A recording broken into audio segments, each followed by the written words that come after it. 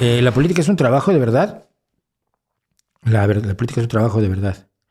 Tú no puedes hacer leyes si no estudias, si no trabajas conociendo las leyes.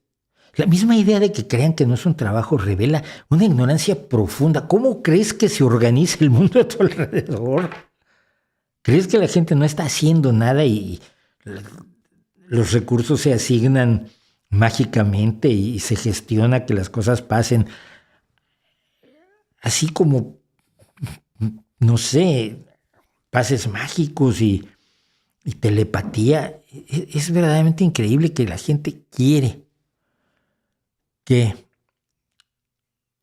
que lo que les provoca rechazo, que es muy entendible en la política, lo conviertan en un rechazo a la política. Esto es como cuando te atropella un Renault y exiges que cierren la fábrica de Renault o que se acabe con los automóviles. Es una reacción muy de este tiempo, ¿eh? Si algo no te gusta, hay que quitarlo. La policía comete atrocidades bárbaras en los Estados Unidos, dispara con excesiva frecuencia contra ciudadanos de piel oscura, desarmados, y entonces hay que quitar a la policía. Y eso no es una solución, no seas imbécil.